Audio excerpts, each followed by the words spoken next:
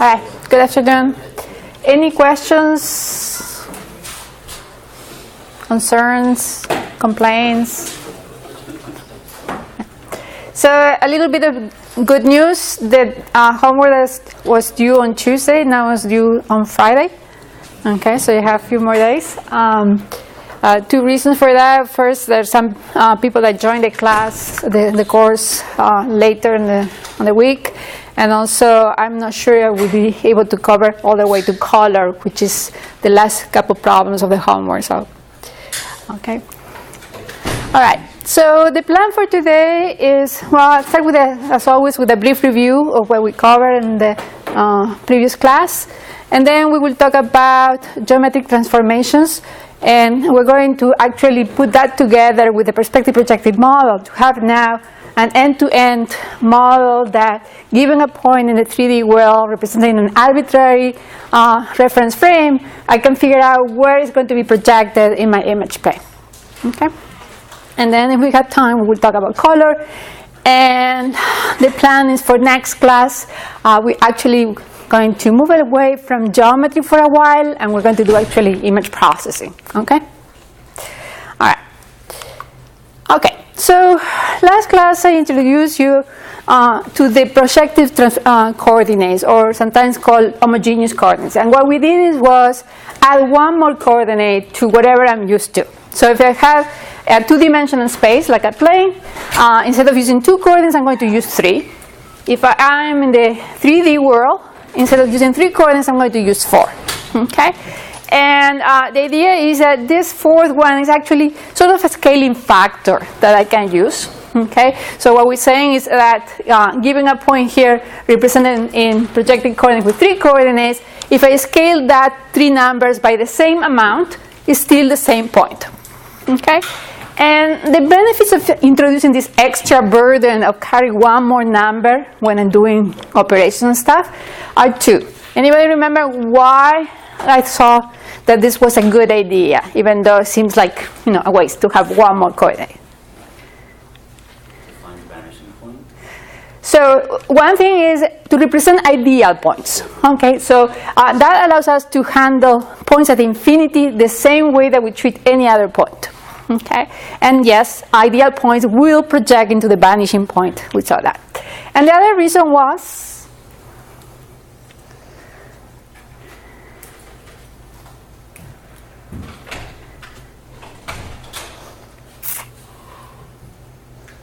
to make the calculation easier. right, because now I can do translations as a product. So affine transformation becomes really linear transformations. Okay, so we can concatenate, and that we're going to do a lot of that today. That's what we're going to be doing. Okay, so again, for 3D space, we have 4 coordinates. We say that k equals 0 is for the improper point. And then the other thing that we saw that, again, I'm not that way, I think it's neat, was the duality property of the projective space. Right? And that meant that whenever I prove a theorem, I can replace the word point by line and the word line by point, and I get a theorem for free. Okay? And so we saw, for example, that we can find the intersection of two lines by doing the cross product of the vectors representing the line. And we can find a line passing through 2 points by doing the cross product of the coordinates of the 2 points. Okay? Now, one thing that we didn't discuss on Tuesday that I wanted to talk about is, because this is related to what we're going to be doing today, is what happens if I have points on a line and I apply to them a linear transformation. Like the ones what we talked last time, translation, rotation, scaling, okay, on the plane. Okay, so this is a geometric way of representing the equation of the line. This is an algebraic way of representing the equation of the line that basically mean the same thing. This means the dot product of two vectors, okay? And this means the product of two matrices that happen to be vectors, okay? So this becomes a row, this becomes a column. When I do the product, I get 0, okay? But what this is saying is that we're representing the equation of a line as the dot product of two vectors that had to be orthogonal. Okay, they had to be 0. All right. So let's say I have a line in the plane, okay? And I'm going to represent this line using this equation, and I'm going to get the points on that line, which I'm generically calling them x, right? And I'm going to apply to those x a transformation. I'm going to get those points and move them on the plane, and I'm going to apply the same transformation to all the points on the line, right? So we know that if we take a line and I rotate it, I also get a line, right? It doesn't get deformed into an ellipse or anything else. See? It remains a line. Okay? So here is my line. It's represented by the vector L. Okay? I have a point, generic point x on that line. And now I'm going to apply this transformation T, which we saw on Tuesday. I can write that as a matrix, right? I can apply the product of that matrix times the vector will give me the coordinates in after the transformation, right? And we saw that even if it's a translation, I can do that by virtue of having this extra third coordinate, all right? Okay, so here I have now x prime, okay? And now what I want to do is write down the equation of the new line. What happened after I rotate it? Can I write that down quickly? Okay? How can I do that?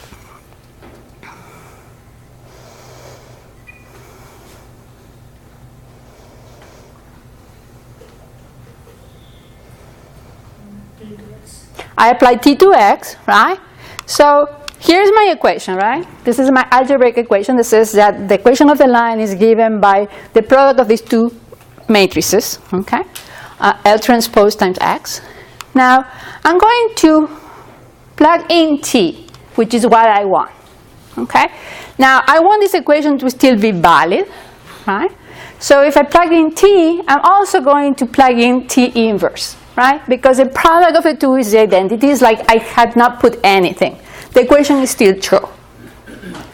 Okay? And T inverse exists because, well, this matrix is a 3 by 3 matrix. Okay, so it's square, number one. And number two, these type of transformations are invertible. That is, if I rotate this way, I can rotate back to the place. If I translate, I can translate back. So all these matrices are invertible. Okay? So T inverse exists. So now, looking at this equation, right, what I can do is group these two guys into x prime. Yes? And group these two guys and call them L prime transpose. Why not? It's a vector, right? If I take a matrix and a vector, it will give me a vector. Okay. So now, what I'm saying is that I can write, well, now if I set this and I want not L prime transpose, but I go L prime, what I need is to do transpose this, the transpose of a product of matrices. What I need to do is transpose each other and reverse the order. Okay? So here I had that L prime is equal to T inverse transpose, and as a shorthand, we call that minus T. Okay, that means invert and transpose times the original L. Okay?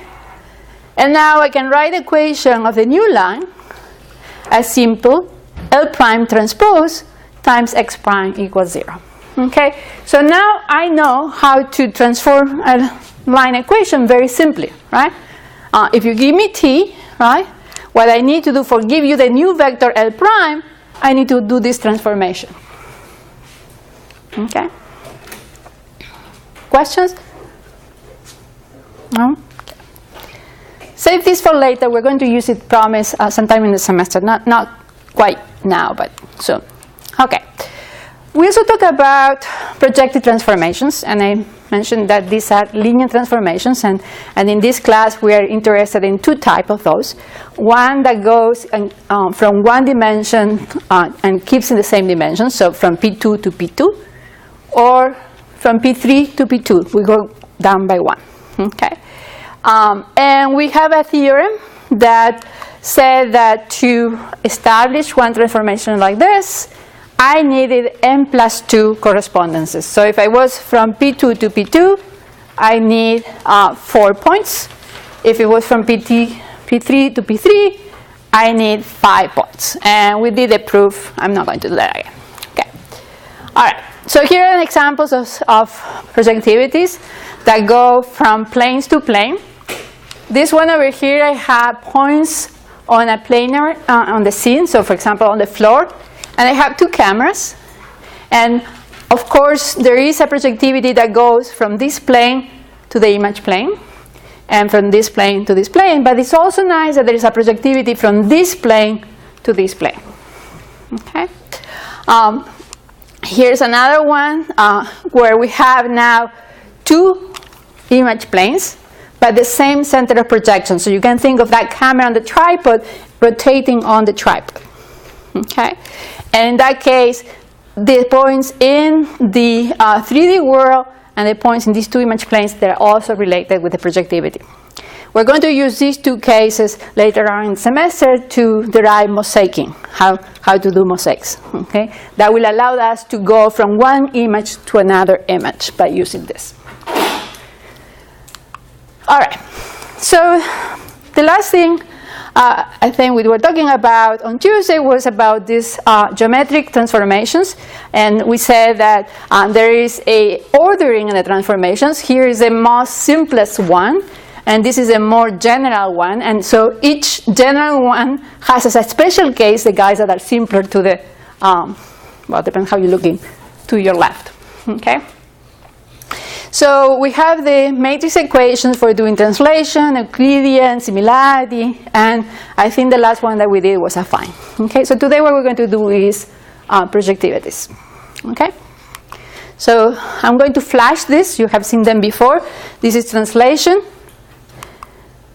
This is scaling, rotation, Euclidean, which is a combination of rotation and translation.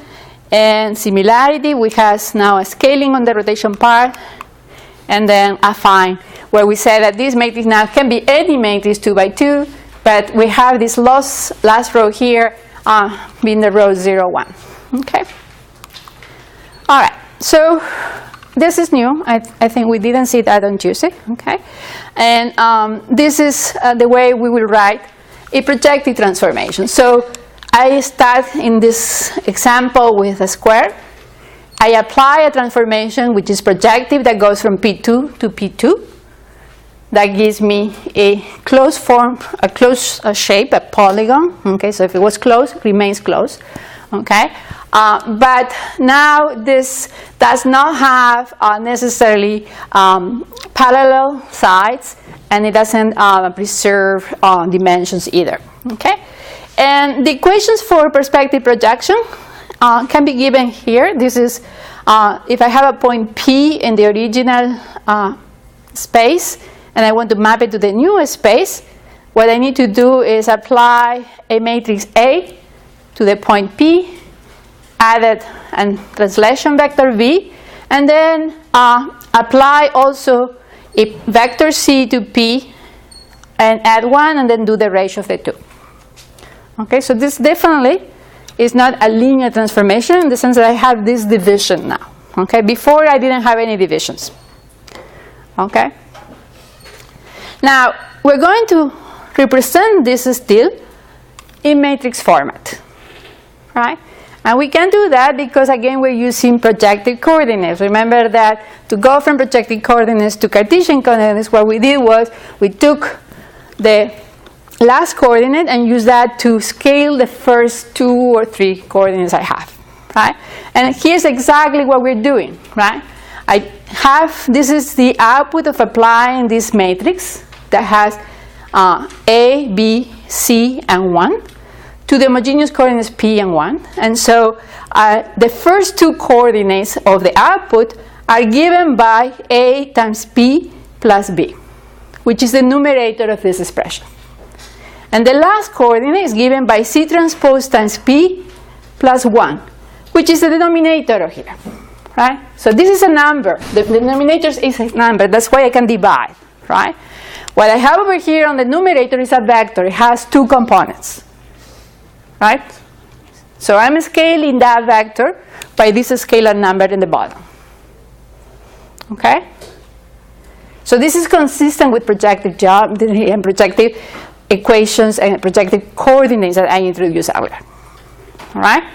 Now, anybody knows why I might have put this tilde over here and not an equal sign? Before, in all my matrices transformations, I have an equal sign. Here now I have this kind of approx or similarity or something. So why did I do that?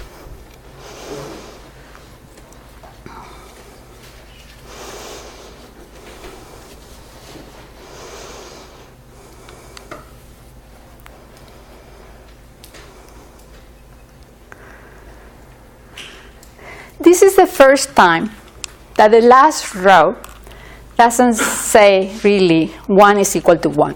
Okay? In this case, really what it matters is the ratio between the numerator and the denominator. So if I multiply everything here by a constant k, and I apply that new matrix to this guy, and then I do this division, I will get back what I needed. Exactly the same. Okay? So we say that this is up to a constant. I can multiply, of course, by a non-zero constant, right? But I can multiply by any number that's non-zero, and it's still the same transformation. Okay? All right. So to summarize, I have all the transformations that we discussed here. Okay, I have scaling, translation, rotation. We can change aspect ratio. We can do skewness, and we can do perspective. Okay, and the first two over here is what we call Euclidean. These do not change the shape. It only moves them around. Okay. Then, if we add scaling, we allow things to change size. Then we call that a similarity. And again, a similarity has as a special case Euclidean when the scaling factor is equal to 1. Okay.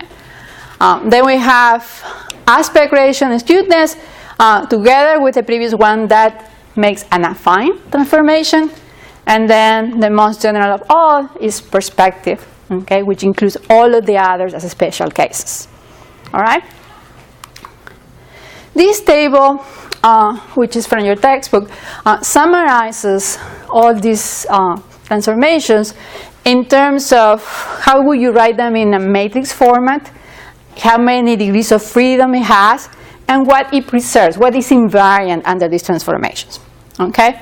And this is an icon to represent that. So, for example, translation, we saw that the form to write this in a matrix, and here I'm dropping the last row, which is a very boring row in this case, right? What's the row there?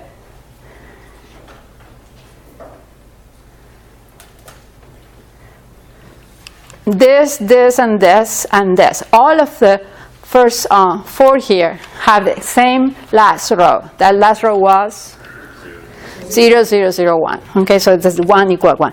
The only one that I need to keep my third row, which matters because I'm going to be doing that division, and that division is not going to be by 1, is projectivity. Okay? All right, so in translation, I have the identity matrix and the translator vector, and it has 2 degrees of freedom, how much in the x direction, how much in the y direction I need to move. Okay? And it preserves everything, orientation, size, everything. Okay? The only thing it doesn't preserve is where is that thing. Euclidean is a mixture of rotation and translation. It has 3 degrees of freedom. Why 3 degrees of freedom? Theta, the angle plus the x and y. Okay? And now orientation is not preserved anymore, but everything else it is. Okay? Similarity, now I have a scaling factor the same in the x and the y direction, okay? And so I have now 4 degrees of freedom because that s is 1 more degree of freedom I can change. And it does not preserve the length, of course, because I am either making them bigger or smaller by multiplying by s, but everything else is preserved. Affine preserves parallelism and has 6 degrees of freedom. What are the 6 degrees of freedom?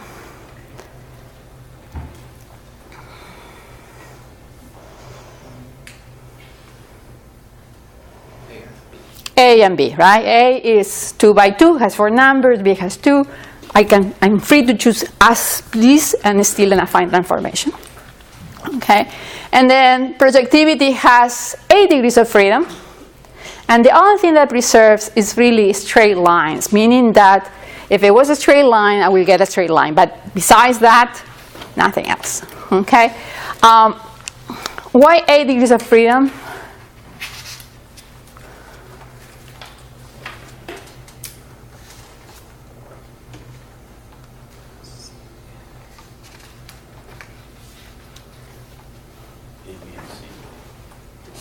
Yes.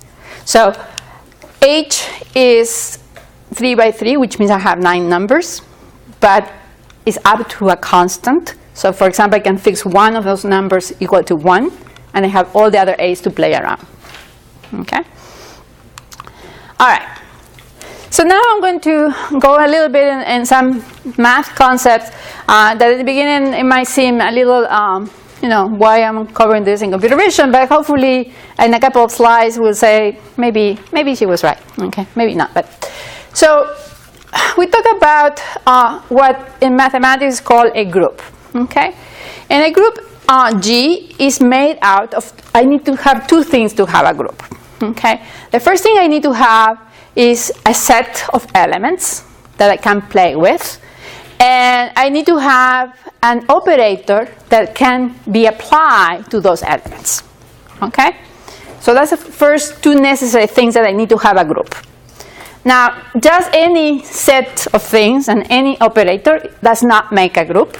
A group needs to satisfy some nice properties. Okay? And the properties are listed here. The first one is that it has to be close to the operator. Okay? And what close to operator means is that if I take elements from the set and I apply that operator, the result has to be also on the set. Okay? So that means close under the operator. I need to have also an identity element, something that when I take an element from the set, and this identity that has to be in the set too, okay, and I apply the operator, and doesn't matter in which order I apply, so it has to be commutative, I get back the other element of the set. Okay? And the third property that needs to be there is that there has to be, for any element in the set, I have to have an inverse of that one, such that when I combine them together with the operator, in any order, I get back the identity. Okay, so I need an identity element, I need an inverse, and I need close. Okay? All right. Now, I claim that translations in the plane do form a group. Okay? Now, translation is my operator, and the elements that I'm talking about on the set are the points on the plane. Okay, so I have the points on the plane. I have an operation which is, I take, scratch that. I need to sleep more. What I'm having here is the elements of the set are the all possible translations, and the operation that I'm dealing with is a product of matrices. Okay? All right.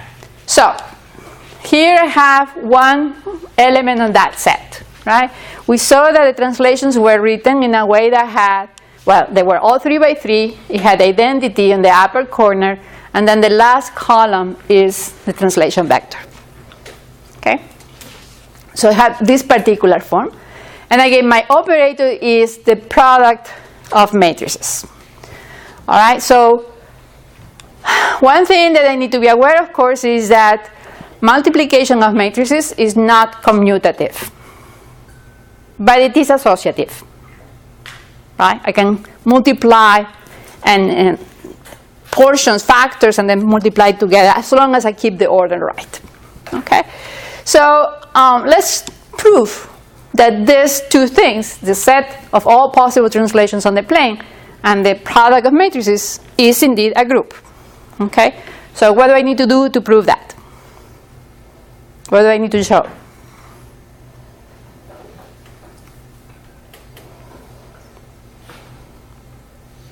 I need to show that the properties I required to be a group are true.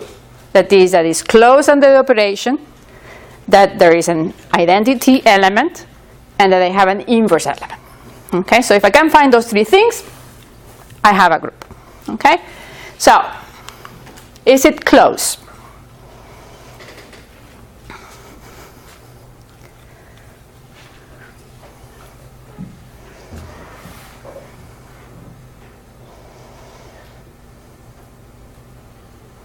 What's that product?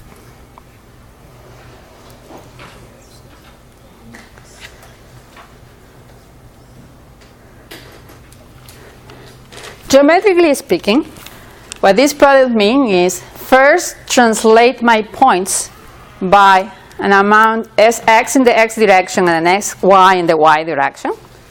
And whatever I get there, translate it now Tx in the x direction and Ty in the y direction. Right? I'm doing one translation after the other. Right? And that should be equivalent of translating first directly Tx plus Sx and then Ty plus Sy. It should carry me to the same place. Right? And if you do the math of the product of the matrices, that's exactly what you get. Okay? The product of these two matrices is something that looks like a translation matrix. Why? Because this guy is identity. This last row is 0, 0, 1. So belongs to the group, to the set in what I'm thinking is a group. And this tells me what the translation vector is, which, no surprise, is the addition of the two translation vectors. Okay? All right, so that was the first property. The second property was there has to be an identity element. Is there one? Which one would be?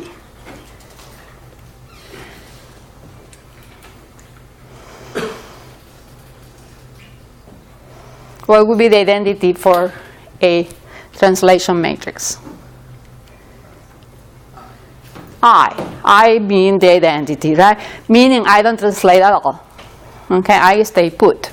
Okay, so what I need is something that doesn't matter whether I multiply on the left or on the right. It gets back what I started from.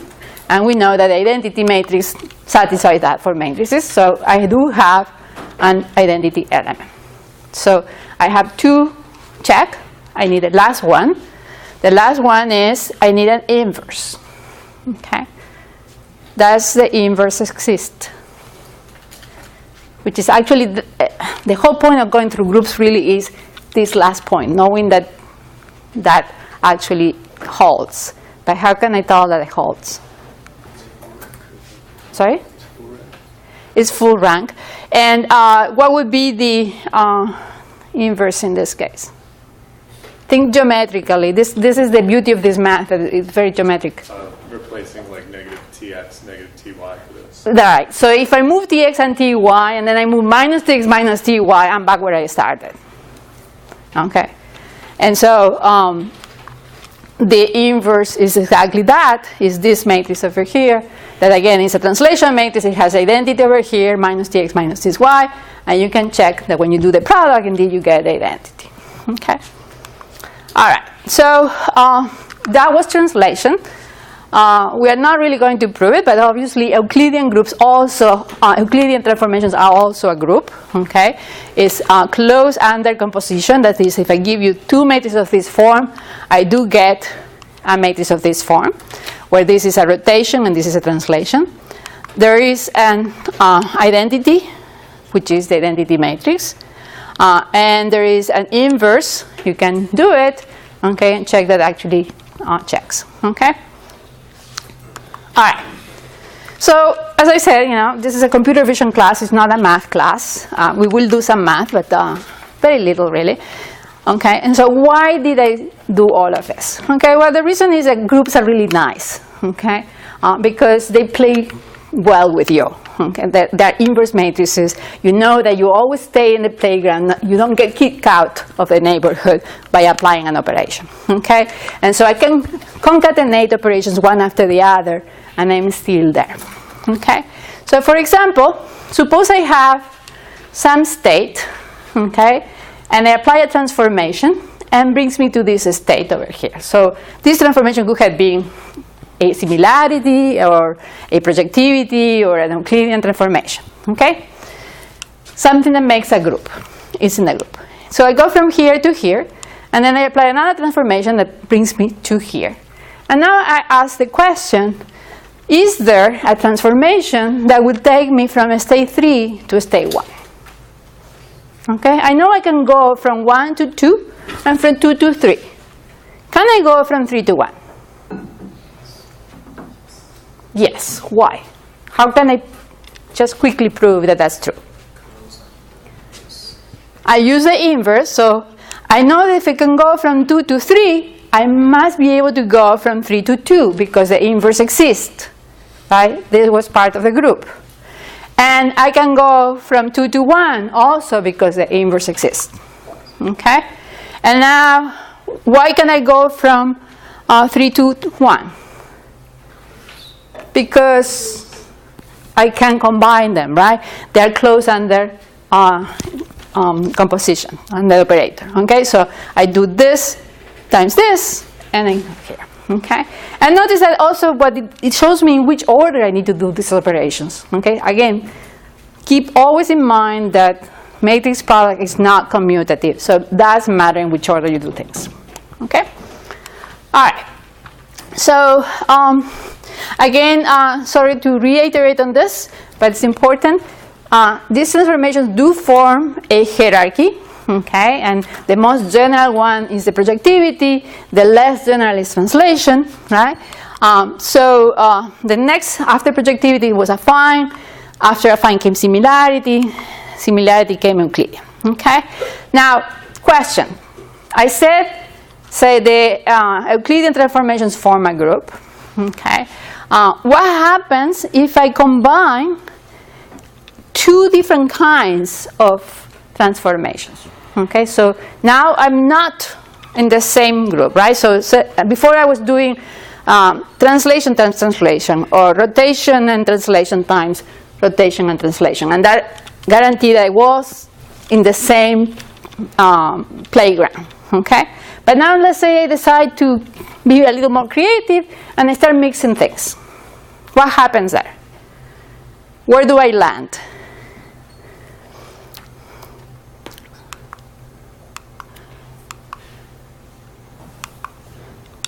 So again, if I do similarity times similarity, I will get similarity because it's a group.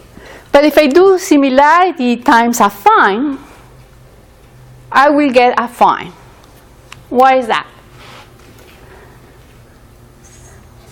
Why not similarity? Because the angles will change and similarity, of course, the angles don't change. Right. So, but also think in terms of the groups, okay? And the hierarchy, right? A similarity is an affine transformation, always. But an affine transformation might not be a similarity, okay? So what I'm doing is I'm going to picking the group that's the largest of the two, because now I know I am there. In some special cases, it might be that I do get a similarity, because if this affine transformation was a similarity itself, which is possible, then I get a similarity. Okay, so but always when I combine different things, I get generically the one that is the most general of the two. Okay, so Euclidean times affine gives you affine, and times projectivity gives projectivity. Okay, because again that's the most general of all. All right, so let's go back now to the camera model. Okay, and we have sort of seen a picture similar to this. I don't know if it was exactly this one, but where I show you that we are going to be dealing with actually more than one coordinate system, more than one reference frame. Okay, so I think before I had a cow, now I have a Tour Eiffel, but the idea is the same, right? So I have in the world some reference frame. It could be, for example, in the corner of this room. I have the object on the world located with respect to that reference frame, so I know where the location is in terms of the position and the orientation. And now I'm taking an image of that object, and I have a camera, and the camera has a center of projection with its own coordinate system, and an image plane also with its own coordinate system. And I am going to project the points in the 3D by casting this rise, intersecting with the ray, and finding the coordinates of this point. Okay? And the equations that we derived the first day of class were using the 3D coordinates of the points expressed in this camera coordinate system, not on this one. Okay? Now, on top of these 3 coordinate systems, I usually do have, a fourth one, which is the digital coordinate system, where I have the rows and columns of my image. Okay? This could be measured in millimeters, but this typically will be measured in how many pixels rows and how many pixels in the column. Okay? So really what I need to do is to go from something that's maybe measured in meters with respect to this guy. I'm going to project that guy over here, and for that I need to have the reference with this. And then from this coordinate system, I'm going to need to transform to this coordinate system. So we're going to be doing all these change of coordinates. Okay? And this change of coordinates actually can be done by applying geometric transformations of the kind that we just discussed. Okay? What's the only difference? Can you see what subtle differences there is between what I'm going to about to impose on you and what we have seen before? I'm sorry? Well, yeah, we're doing, that's one thing, yes. We're going to go from 3D to 2D, and then from 2D to 2D again, okay? So we have this changing of dimensions, that's a good point. But there's something else.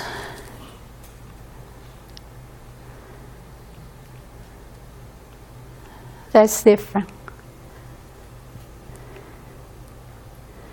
Change the coordinate system? Right. Before, the coordinate system did not change. What I changed were the points in the world with respect to that coordinate system. Okay? So I have my coordinate system on that corner, and I move around, and now you figure out how far I am from that corner, and that's what we were doing. Okay? What we're going to be doing next is we're going to assume that the scene is not moving. Okay? So the true field is not shaking, it's still. Right?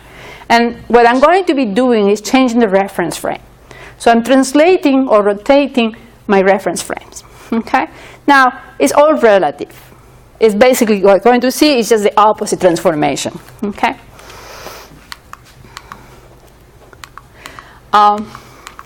Okay. Before we do that, one more thing.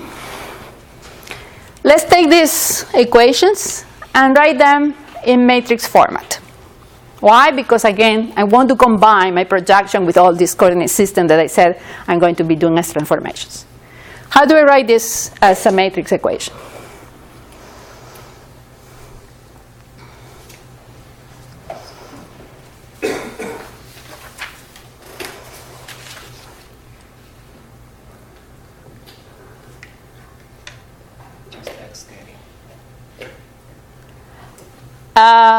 Well, it's a projectivity. It's not a scaling. Okay, so it's not a similarity. It's a projectivity, right? And we know how to write projectivities, but really, I mean, what we need to do is do the scaling with the focal length for the x coordinate and the y coordinate. Okay, and then divide by the z coordinate. Right? So how do I divide by the z coordinate? I use my projective coordinates. All right. So what this is saying is I'm defining now these auxiliary variables, x prime, y prime, z prime. They were not here, right? But what I have is that x prime is the numerator of this equation. And y prime is the numerator of this equation. And then z prime is going to be what I need to divide by. Okay? Now, I start with homogeneous coordinates and the 3D world, so that means I have 4 coordinates. And I end up here in the plane, right? I'm going from 3D to 2D, like he said, right? And so now I have 3 coordinates over here, because in 2D I need 3 coordinates. And then what I need to do with these 3 coordinates is divide them. Okay? All right? Now, again, these equations are valid for the camera coordinate system. I will be able to apply this once I landed my coordinate system there. Okay, but in general, I will not start there, and that's what we're going to be talking next. Okay, so this is my equation. One thing, we're going to call this matrix the intrinsic matrix of projection. Why intrinsic?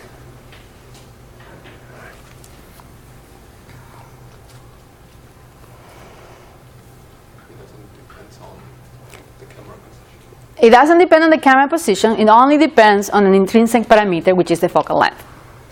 Okay. In a minute, we're going to complicate this equation by putting in the location. And we're going to do that by using the geometric transformations. Okay. And therefore, we will have an extrinsic matrix that has only location parameters and the intrinsic matrix, and we're going to combine them together. Okay. Okay. This is the equations that link the coordinate system between the camera and the image plane. Okay? So we're assuming that I have a one-to-one correspondence for now between the pixel and the CCD elements of the array that on my sensor. And so now what I have is that I'm assuming that the center of the optical axis pierces the image at location CX and CY, and that my pixels in the CCD array have a size XX by SY. Okay? And most cheap cameras have different values for the horizontal and vertical. Okay? If you want a camera that has the same value for the X and the Y, the pixel is a square, you need to pay a little more. Okay? All right, so when we do that, I put them here again in matrix format, and this still is an intrinsic camera, right? An intrinsic projection matrix of the camera, because it still has only parameters that do not change when I move the camera. The size of the pixel does not change. Where the optical axis pierces the image plane does not change. Okay? All right. Now, let's go to where I said I was going to go. Okay? Which is now let's change coordinate systems. All right? So here I have two 3D coordinate systems. The first one is called X, Y, and Z. And I'm translating them by a vector T to get X prime, Y prime, Z prime. And again, here what I'm assuming is that what changes the reference frame, not the points on the scene, right? So the translation matrix that will change coordinates, okay, do not move points, but will change coordinates under this change of reference frame is a translation matrix. Now it's 4x4 because I'm doing this in 3D, okay? It has the identity here in the upper corner, like all the translation matrices that we saw before. But now the translation vector is the opposite of the translation I used to transform the coordinate system. So instead of being t, is minus t. Okay? So given the old coordinates, the new coordinates of the same point in 3D can be obtained by taking the coordinates and adding the extra one to go to homogeneous and multiply by this matrix T. Okay? Rotation, we're going to use the convention of the left hand with the clockwise. And here I'm rotating around the Z-axis. And here I have only the 3x3. Really, if I'm going to be using this in a chain, I will have to expand it with an extra row and an extra column to make it 4x4. But when we are rotating around the Z-axis, the Z coordinates do not change. So I have the 0, 0, 1 row, and here is the amount. Basically, I'm rotating around the Z-axis an angle gamma. Okay. Now this is around the Z-axis, but I can rotate around the X-axis, and in that case, the X coordinates do not change. So this vector is the one that becomes 0, 1, 0, 0, and I can rotate around the Y-axis angle beta, and now the coordinates in the Y direction do not change. So I have it 0, 1, 0. Okay, so these are the transformations. So now I know how to translate, I know how to rotate, and let's play a little bit with these transformations. Okay, so here I have a cartoon of a room, okay, and the room has dimensions 10 by 6 by 4, And I have two reference frames. You can think of one as being the world reference frame, which is in a corner of the room, okay? And it is oriented the way usually people like to think, with the z-axis going up. Okay, so I have x and y along the walls, and z pointing to the ceiling in a corner. And then I have, say, a camera mounted in the middle of the wall of the room. Okay, so this coordinate system is the camera coordinate system. And the camera is looking towards the wall across, and so the optical axis is parallel to the floor. And our convention is that the optical axis is the z-axis. Right? So I want to find the image of this point in the camera. Okay? So I want to use my nice perspective projection equations that we worked so hard the first day of class. But to do that, I need to have that point expressed on the camera coordinate system, not the world coordinate system. So if I tell you that the guy here in the world, right, is this corner, this has coordinates 10, 6, 4, and 1, right? It has 10 in the x direction, 4 in the y direction, and 6 in the y direction, and 4 in the z direction, okay? And if I look at this point with respect to the camera, well, it's very easy in this case to see that the coordinates should be 3, 2, 10, and 1. Okay? Again, I'm assuming that this guy is right smack on the center of the wall. Okay? Now, what I do want, really, is not having to look this for each point, you know, and try to figure out the geometry and see where it lands in the new coordinate system. What I want to have is something that I can apply to any point on the world and will give me the coordinates in the camera coordinate system. Okay? So I want to find this matrix M, which I'm calling X for exterior, that given the points in the world coordinate system will give me the coordinates of that point in the camera coordinate system, so that I can apply my perspective projection model. Okay? All right. So this example is actually really easy and nice. It's the kind of examples that typically I put in the exams, okay? Where you can look at the coordinate systems, and by inspection, you just can write the exterior matrix. Okay? Can you do that? Can you tell me what that matrix should look like by looking at the picture?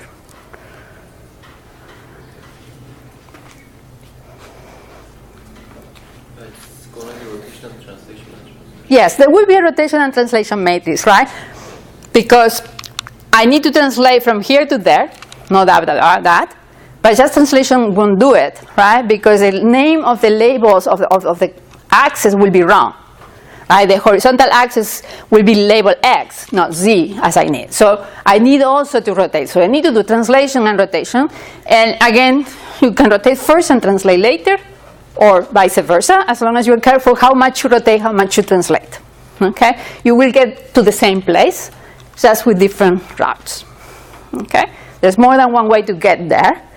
But the final result, there's only one exterior matrix that gets me there. Okay? Now,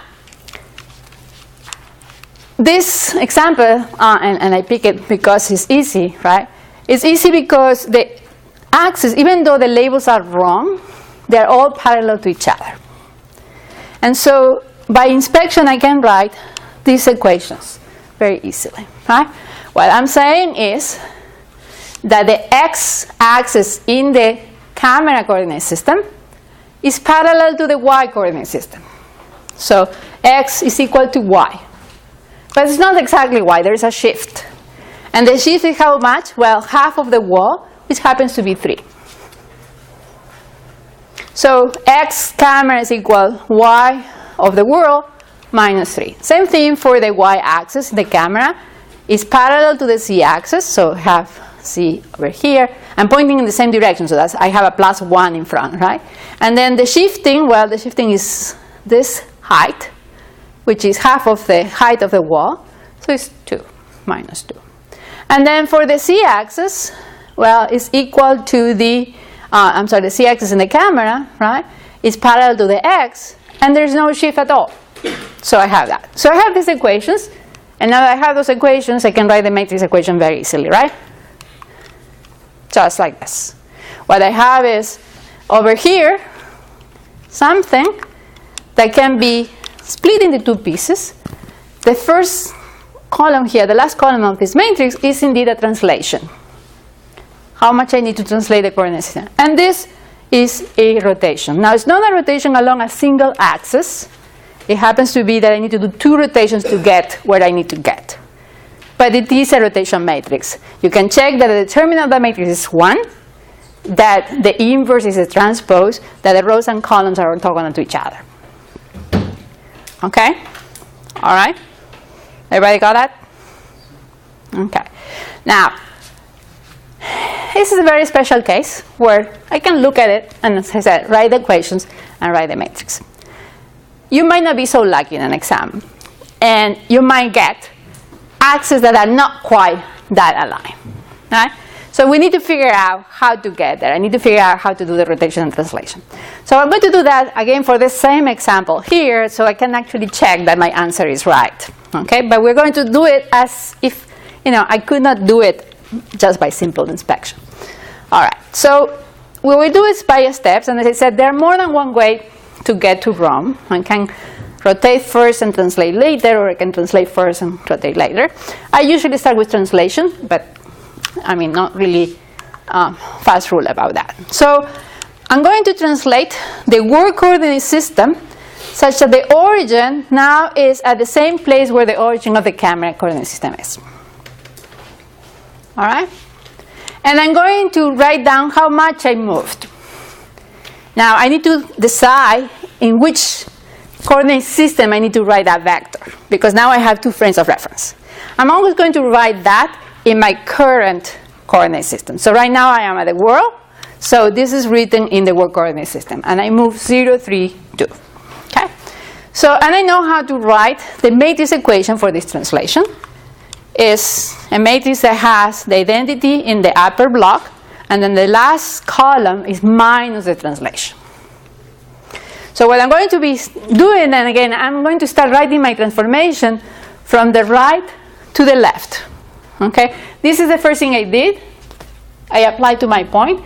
I translate, and now I have the point expressed in this new coordinate system, which is at the same place as the camera one, but the labels of the axes are not quite right. Okay? So now what I need to do? What's next? No more translations, right? Because if I was going to do another translation, I just do one big translation in one shot. Yes? Is it because, why is it minus? Is it because we are moving towards the camera? Because I'm changing the coordinate system. So, yes. So, imagine that this was the world. And this, for now, let's make it parallel, right? This will be the camera. And I have a point P here, right? That was expressed in the world coordinate system. Okay? Now you see, I moved in this direction. This is positive. But the coordinates now in the new coordinate system are smaller than here, right? And that's why I'm subtracting. Okay? So I take the vector t, which in this case was positive. It could have been negative, right? What I'm going to do is flip it. And that's what I put in my coordinate system. I'm sorry, my transformation matrix. Okay? Make sense? Yeah. All right. So as I said, I have the translation. And what that did was put the 2 coordinate systems on top of each other. Right? In this case, they are exactly on top of each other because the orientations are the same. What's wrong is the labels, right? I need to fix that. And I'm going to fix that with rotations. Okay? So again, there are more than one way of doing this. Okay? But I'm going to do first, in this case, rotating around the CW axis. So this axis is pointing up. Right? The CW, which is the state nav of my reference frame that I'm trying to align with the camera, I'm going to rotate around that to try to fix as much as I can. Okay? So what I'm going to do is I'm going to rotate around this, and I'm going to try to align the x-axis and the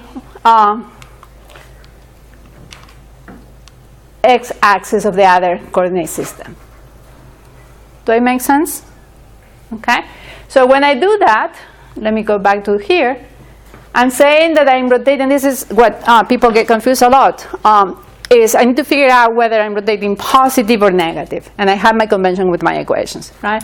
So I'm using the left-hand rule, and I'm looking from the very top of the arrow down, and I see that in this case, what I need to do is rotate 90 degrees counterclockwise, which in my convention means a negative angle in clockwise. My equations that I gave you were for clockwise rotation. Okay, and now I'm trying to rotate counterclockwise, so that's equivalent of rotating the negative of the angle.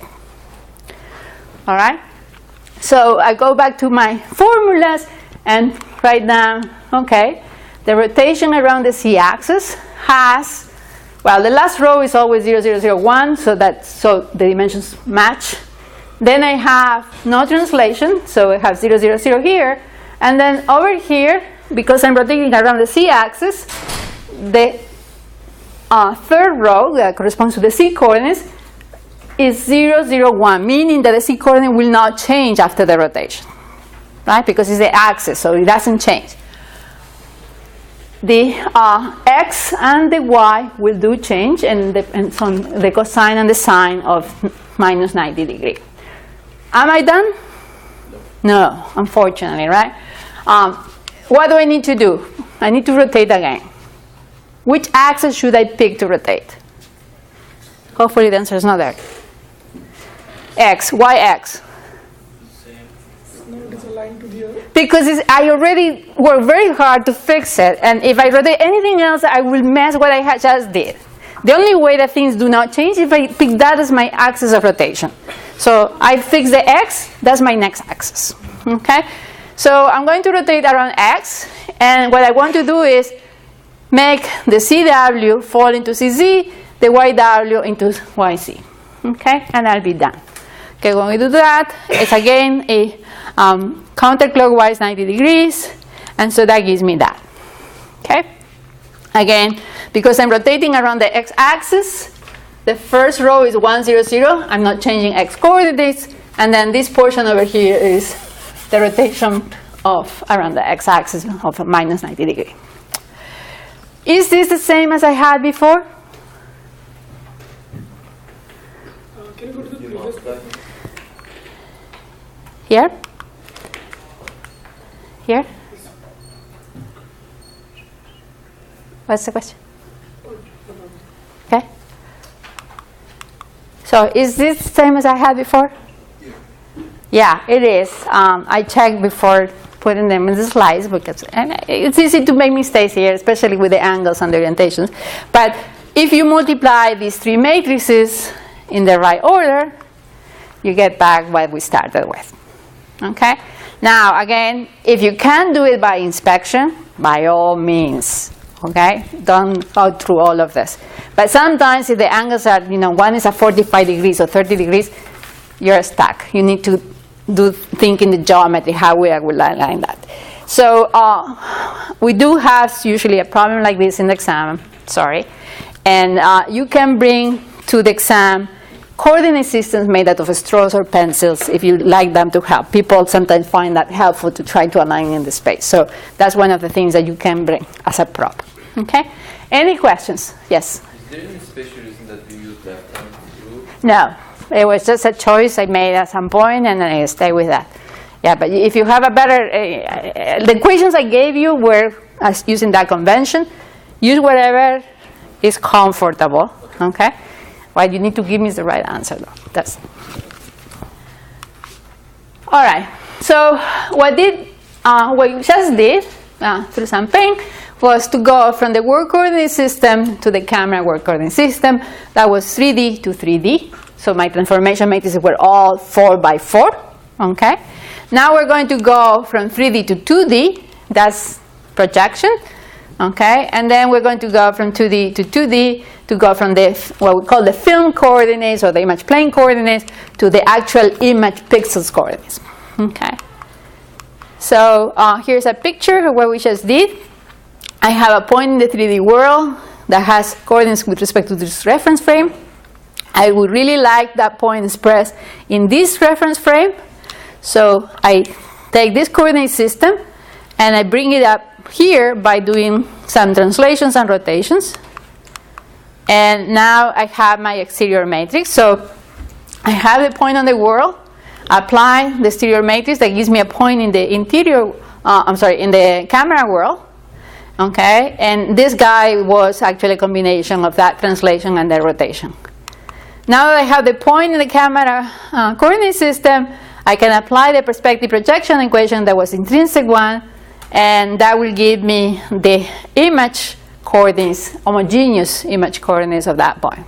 Okay, and since product of matrix is associative, instead of having this times this and then times this, I can multiply these two together and have a more generic perspective projection equation that has both the intrinsic and the extrinsic parameters. So I computed it once, and I apply it to any point in the 3D world.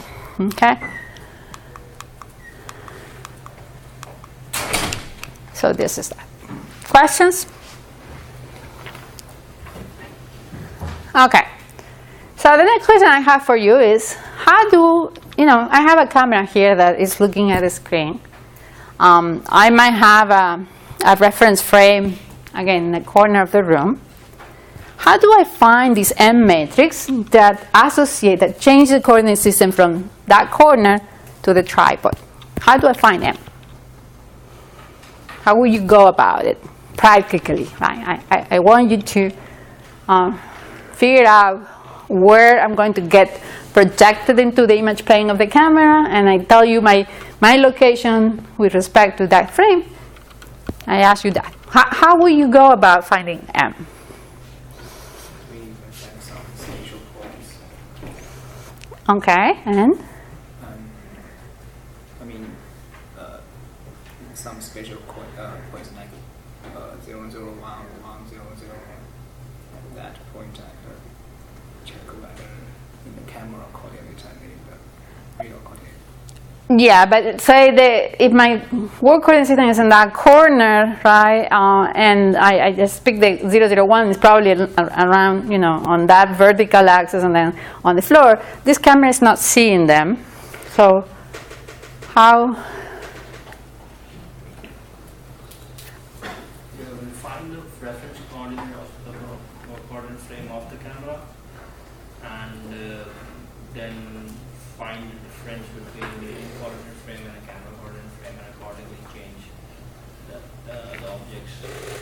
Yeah, you guys are getting close. So first of all, this procedure that I'm trying to describe is called calibration. Okay, I need to calibrate my camera, and if this camera, unfortunately, it's going to be pack and go, and so if I came back another day, I would have to calibrate again.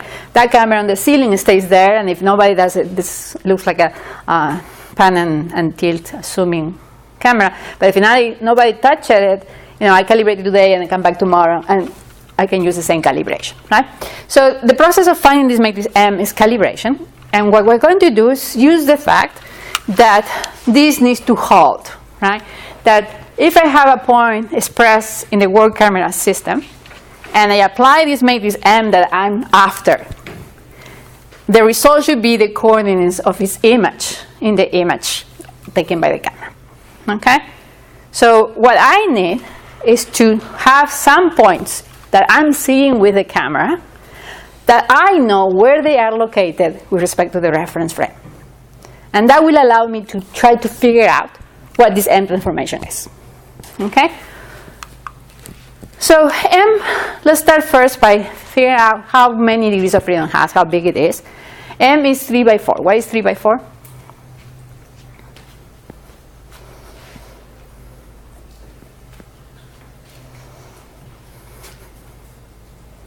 Why is not a square?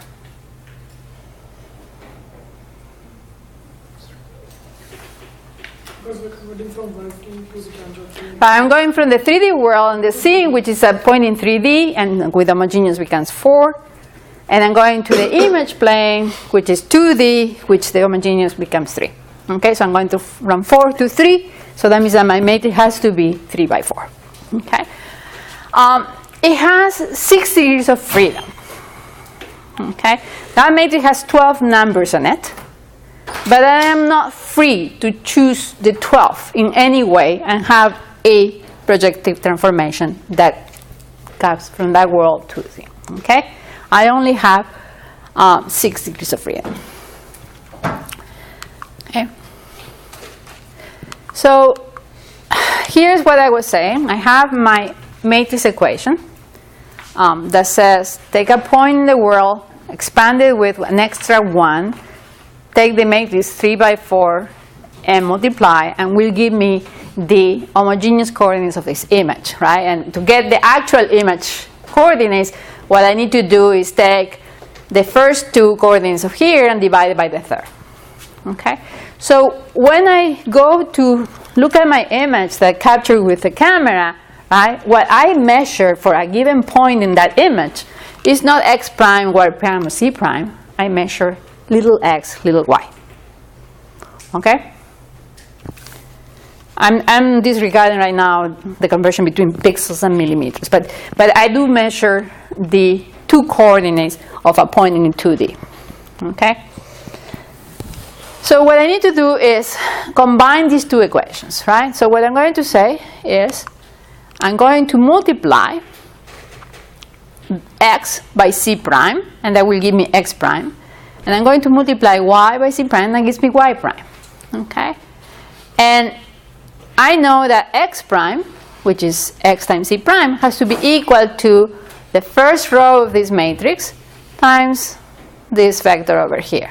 So I get this equation over here that says xc prime is equal to the first element here, m times big X, plus this element times big Y, plus this element times C, plus this guy times 1. Okay, so that's the first equation. Then I do the same thing with the second row, and the same thing with the third row. Okay, so you give me a point on the world that I know where it lives with respect to the reference frame, and that point can be seen by the camera. It's in the field of view of the camera. It's not over there, but it's here, right? And I look at the image coordinates of those points, okay? And that gives me x and y, little x and y, okay?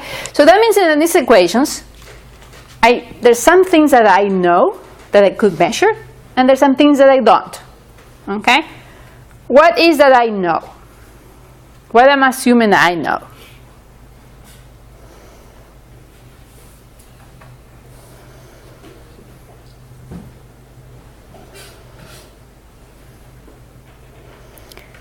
I'm assuming I know the coordinates of a point in the 3D world, right? So I know big X, big Y, big Z. Okay? And I'm assuming that I know where its image is in the image plane. So I do have the correspondence. That's an important thing. Okay? I not only know the coordinates of the point, but I know that this point is the image of this point, right? So for example, if I'm doing calibration and I'm using the TUI-FEL as my subject of calibration, I look at the very tip, and I know that the very tip goes to the very tip. So I need to have a way of easily telling that these 2 points are the same point. Okay? So if I know that, and there are calibration patterns that help doing that in an easy way. Okay? I know little x and little y. Okay? And what I don't know here is c prime, and I don't know the m's. Okay? And really what I'm looking for, I don't care about c prime, really. It's a nuisance. It came there because I'm doing this business of dividing by the third coordinate. What I really do care is about the M matrix. Okay? All right? So I have 12 unknowns here, and I have 3 equations. Okay? So that means that I'm not going to go very far with just these 3 equations, right? I need more equations. Where do I get more equations?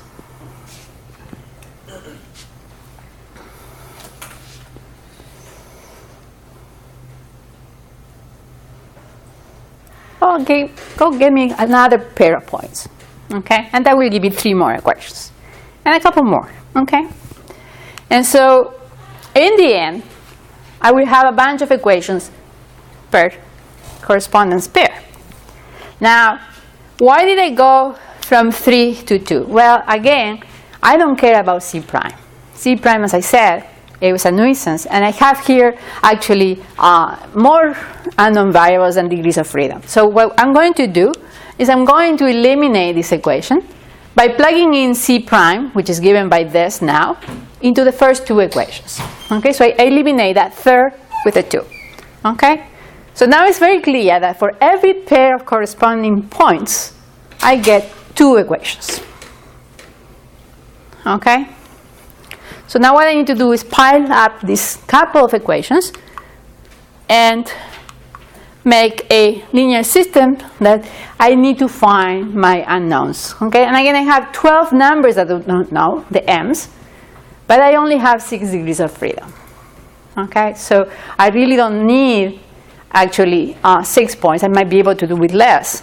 Okay? However, in practice, we typically use a lot more points because these correspondences and these measurements are noisy. So this is solved in a least square type of way. Okay? Now, in terms of the finding the points, I could do things like this. I can print some checkerboard where the checkerboard is located in a nice place with respect to my reference frame. So I know exactly where it is. And I can detect easily the corners of the checkerboard. These are very easy to detect points that probably I will not make mistakes. Okay? And it's very easy to tell that, this is the first corner, this is the second corner, this is the third corner. So I know which one is which. So once I have all these correspondences, I can set up my linear system of equations, and I can get the elements of the matrix M. All right? All right. So let's switch gears for a few minutes. And now let's assume that after all of this algebra and geometry and matrices and vectors, we know now how to figure out where a point in the 3D world shows up in my 2D image, right? That's what I did. I did the projection. I did basically that game of putting the ray that was casted from the center projection to the point intersect with the image plane and figure out where that intersection landed. That's all we have done last class and today. Okay? Now, that doesn't answer the whole thing of how that image got formed, because the image is not just a bunch of points, but actually have pixel values. Okay? And so the next question and next thing I need to look at is, what does it mean that I have a pixel that is 128? Where that number came from. Okay? And that number came from between the interaction of the light, the object that I'm looking at, and the sensor. Okay? So right now what we concentrate so far was just the geometry, the relative location between the camera and the object, and we forgot about the light. Right? I could have done everything I did with the lights off, except that if I turn off the lights off, then I will have a black picture. Right? All right. So I have a source that emits light. This is a simplification. Here in this room, we have a bunch of lights, not just one. Right? Light is shining to an object. That object has some physical properties that will make will have an effect on how much of the light that was incident will get reflected. Right? If I have a black object, that object sucks all the light and doesn't throw anything back. Okay? If I have a mirror object, it will throw up everything back. Okay? So depending on the surface of the object, I will have different amounts, and in fact different amounts depending on which frequency, in which wavelength. Okay?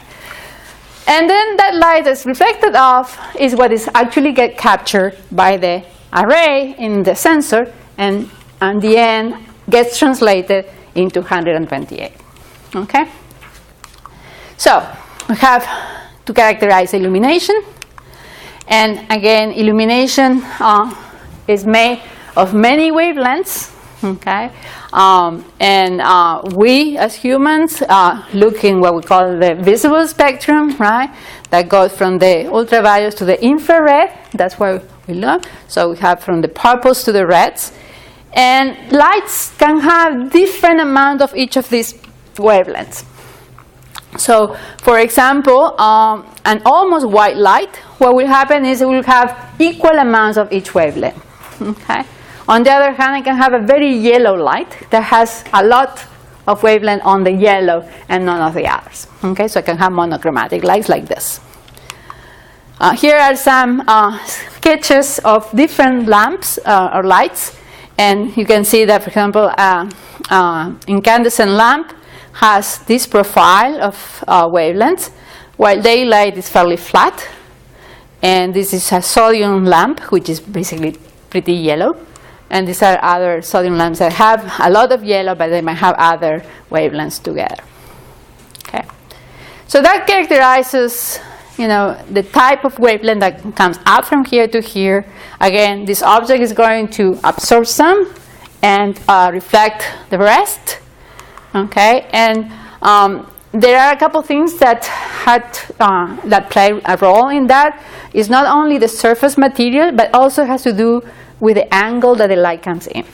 Okay, so there's a little bit of jargon from physics that you might have seen it before. The light that comes in, we call that E radiance, and an easy way to remember the I is for input or incoming light. Okay, so that's the E radiance. Hits the surface, and what comes out, we call that the radiance. Okay, I don't have a mnemonic by this, but this is the other one. Okay, one is the in, that's the E radiance, and then the other one is the radiance. And the function that basically tells how much of this light will get out, okay, is what's called the bidirectional reflectance distribution function. Okay, it's bidirectional because it depends on both of these two orientations. It also depends on the wavelength, okay, and it's the BRDF. Okay, so you have different materials get different BRDFs characterizing their properties. Now, sometimes instead of working with the BRDF, we work with the albedo. The albedo, what it does is just says is the ratio of how much radiance I get from a given I radiance for a given wavelength. Okay, so here I have plots of different albedos for different leaves of trees, and depending on the color, so you see that some actually reflect more in one wavelength than others. Okay, so the idea is that the radiance is given by just the product at each wavelength between the E radiance and the albedo. Okay, and the last part of the situation here is the sensor response, how sensitive that sensor is to that radiation, right? So if I have heat, for example, and my sensor is not receptive to heat, I'm not going to record anything, right? So it depends what the sensor can see, okay? And at the very end, my gray level we're going to be modeling as a product of two things. One has to do with illumination, and the other one has to do with the amount of illumination that's reflected at that location. Okay, so that's going to be basically the model that we're using. And so here's again the whole cartoon picture. I have illumination landing on the object, the light gets reflected, passes through the lens. Here I have the geometry that says, the shape of this object should be here. And the amount of light that's here recorded depends on how much light was reflected, and that turns out in a discrete value here on my pixel. So that's the whole story. For those pretty pictures that you take with your phone, you never thought it could be this ugly, right? But this is how things came out. Okay? Any questions? Yes? You said albedo is the ratio of the radiance And irradiance. So, sorry. Here. So I have radiance and irradiance. So albedo is the quotient between radiance and irradiance. Okay. All right. So let's talk about color. Again, I just mentioned it a few seconds ago. We have a partial spectrum that we can see with our naked eyes. Okay. It goes from the blues to the reds. And the wavelength goes from the 400 nanometers to 700 or so nanometers. Okay, there are sensors that are sensitive beyond what we see, and there are living creatures that see beyond where we see. Okay, but us, we are limited here. Okay, all right. So color is a funny thing, because we can characterize some physical properties or quantize things, but there's also something as perception, what you think you're seeing of that color. Okay, and what we perceive of that an object being a color again depends. Bless you. Depends on what light wavelengths are being reflected out of that object. Okay? So if I see an object that's red, like his t-shirt, it means that the red wavelengths are coming out at my eyes. And the other wavelengths are being absorbed by the fabric of that t-shirt. Okay? So if the object reflects light in all wavelengths and an equal proportion, it could be coming out everything, right? But there has to be equal proportion. If they are in equal proportion, then the object looks white. Okay? Now, if I have more of one than the other, then I start seeing color. Okay?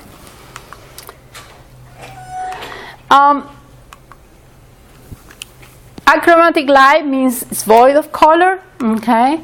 And what that means is that I'm really measuring only how much light it is, not in which wavelength. So I'm looking at the intensity of the light.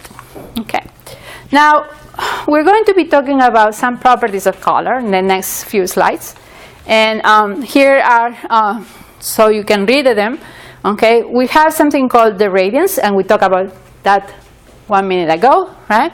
Is the total amount of energy that flows from the light source.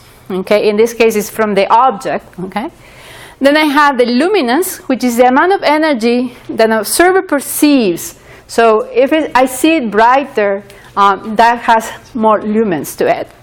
And then I have brightness, which is totally subjective. I cannot really put a number. Okay, so luminance, yes, you can say 75 or 100 lumens, right? And you can measure it, but I cannot really measure brightness. Okay, now how do we perceive color? Well, we perceive color because our sensors, which are the eyes, have some receptive things that are actually capable of finding or detecting color. Okay, so your eye has between 6 and 7 million cones. So your eye has actually cones and rods. Cones are the ones that are responsible for perceiving color. Okay. And in fact, you have more cones that can perceive red, less that perceive green, and a lot less that perceive blue. Okay? And what that means is that your idea of blue is dark compared to, say, red. Right? We think of blue as dark. And the reason is that we have less sensors that can capture that blue. Okay. Color has been standardized, so we can talk about color. So people that design computer monitors, for example, know how to make that the colors that show up in this monitor will be hopefully similar to the colors that show up in the monitor in my office. Okay, there are ways of actually trying to make them more similar to each other. Okay, and there's an institute called, I'm not going to read it in French, my French pronunciation is terrible, but the CIE that actually has made standards about what colors are. Okay, and basically what they did, part of it, not all of it of course, but what they did was define what red was, what green was, and what blue was. And how did they find that? They defined that by stipulating the wavelength that will associate with red. So if you think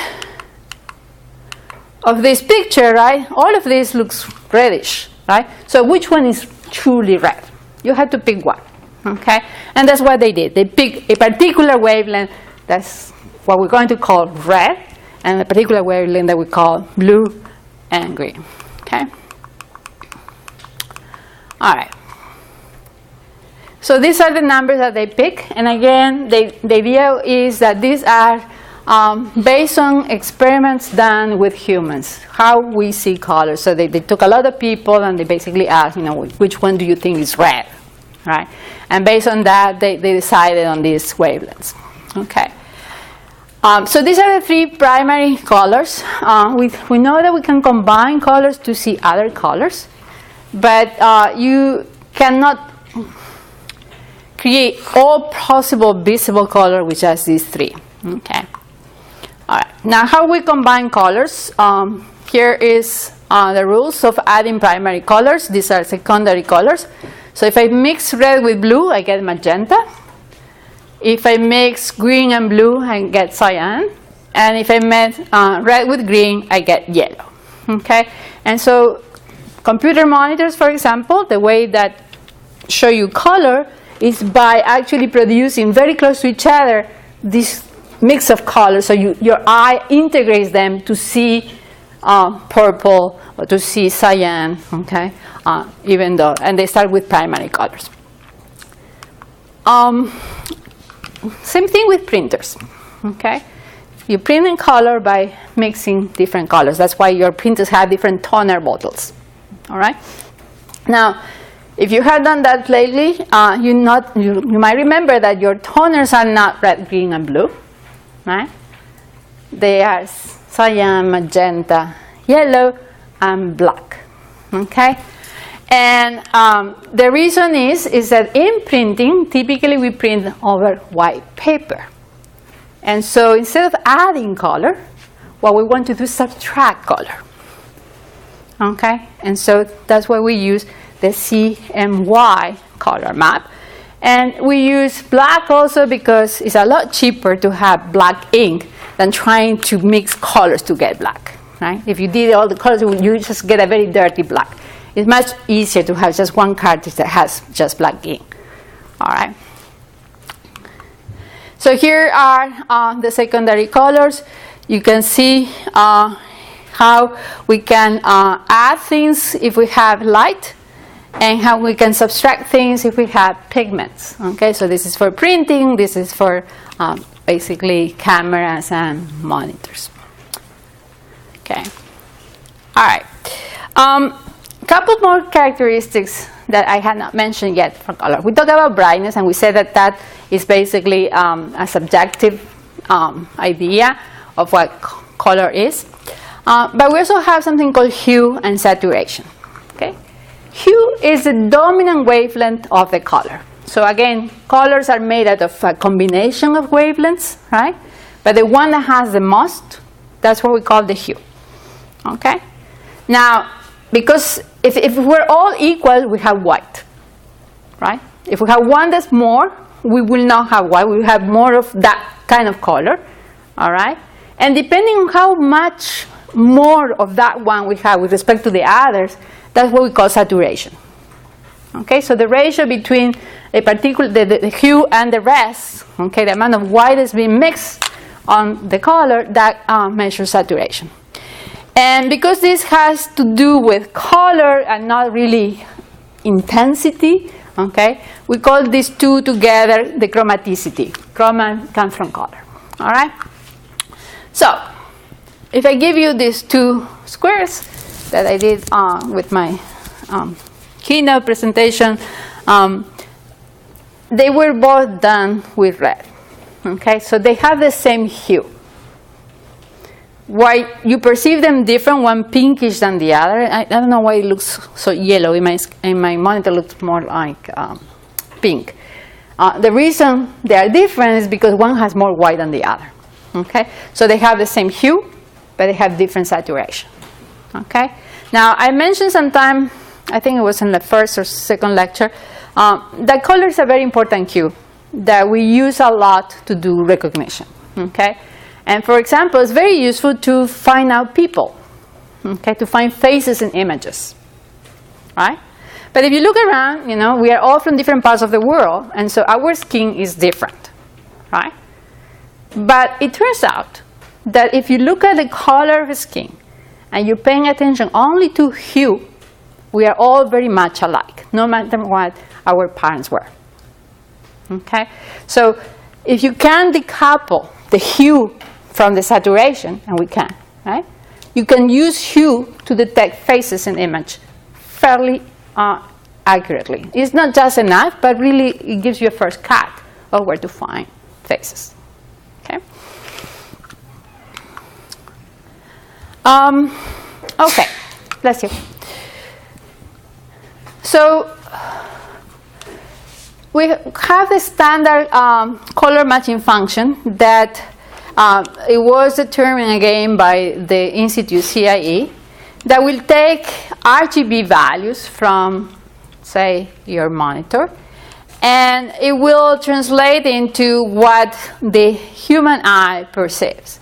And these numbers, again, are based experimentally by seeing how humans perceive color. And again, what you see is that the numbers that multiply blue are very small, okay? Because we have very few, comparatively few cones that can see blue, okay? So these are the RGB signals, and this is how the eye will be seeing those RGB, okay? Now, what we're going to do is we're going to normalize these XYZ color coordinates by taking the sum of the three components and divide it by that. Okay, so now I have little x is x divided by the sum of x, y, z. Little y is y divided by x, y, z, etc. And so by doing this normalization, now what I have is that the sum of these three guys is equal to 1. Okay, and what that means is that basically I can get rid of one variable, because I know that it's sum to 1. Okay, so if I know 2, I know the third.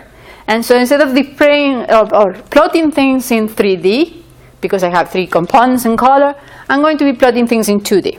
Okay, so I'm going to show you a diagram of colors. Okay, again from the CIE, this is the chromaticity plot of colors. And what you see over here are the true, or what the Institute declared to be the true blue, red, and green. Okay, so here I have the x-axis, I have the y-axis, and I don't need a z-axis because the z-axis is 1 minus x plus y. Okay, so here's where blue lands, here's where green, and here's red. And in between we have all the other colors. So over here is all, of course, greenish. Over here is reddish, purples, and in the middle, where I have equal amount of each, I'm starting to see whitish white. Okay, and so this is funny shape here that looks like a T or a sail of a sailboat. This is the colors that our eyes can perceive. And what this tries to show is what I mentioned really quickly in passing a few slides back, that the red, green, and blue that the CIE picked cannot explain all colors. Why? Because you explain colors by doing linear combinations of these bases. And so if I pick the green, the blue, and the red, I can explain everything inside that triangle by adding a little bit of blue, a little bit of green. I'm doing a linear combination of the things. But if I move out here, for example, I will have to add more than what I have in that basis. Okay. So when you see diagrams like this, it's called the gamut of the colors. So this is, again, is for our eyes. You can have a similar diagram, but it looks different for printers, for example. What colors a printer can produce, okay, or what colors a monitor can produce. Okay. Well, one more thing I forgot to mention is, well, again, white has equal amounts of each. So when I have the same amount of X and Y, I do have whites, okay? And the other thing is that as I move from the boundary of the diagram towards white, I'm having more white in it, so that means that my colors are less and less saturated, okay? So on the outside, on the outer rim of this diagram, I'm representing very saturated colors, and if I move towards the interior, I will have less saturated colors, more white, okay? So what I was mentioning earlier is you give me three colors, I do the triangle. Any point inside here, any color inside here can be described as a little bit of this, plus a little bit of that, plus a little bit of this. Okay? Now, as I said, this is what our eye perceives. So we have a really nice spectrum of different colors that we can see. Okay? This is more like what a monitor can produce. So our eyes are capable of distinguishing more colors that our best monitors can produce. And printers are even farther away from what we can see. Okay, they keep improving, but they're not the same richness of colors. Okay, so I think I'm going to stop here today. What we're going to do on Tuesday is a little bit of the color models. There's I think it's just one problem in the homework that needs this. We're going to cover that on Tuesday. It's also in the notes if you want to read ahead.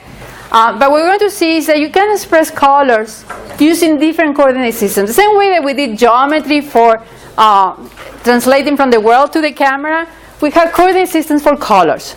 Okay? And depending on the task that we want to work with, one coordinate system might be better than another. For example, I was talking about face detection, and I said that hue is important. Okay? But if I look at an image that was captured with a camera in my computer, the image that I have has 3 arrays, and none of them are hue. What I have is red, green, and blue. Okay? So I need to be able to go from red, green, and blue to the coordinate system that will separate hue from saturation. So now I have something that is raised blind to detect faces. Okay? And so what we're going to do is a little, I admit it boring, but it will be quick and painless, I promise, where we're going to be doing the system coordinate changes in different color maps. Okay? We can go back and forth between one and the other, and they're all implemented in MATLAB. It's very easy to go one from the other in real implementations. After that, when we're done with color, again, we start doing a little more of closer to computer vision. Not yet, but at least we're going to be playing with images. We'll be doing image processing. And that brings me to the last thing I wanted to mention, which is we're getting very ready to have our first computer project, which means you need a partner as SAP. Okay? So go to Piazza and shop around for somebody that wants to work with you, okay? If you don't have already, okay? The sooner the better, because next week, first project is coming in, okay? Thank you.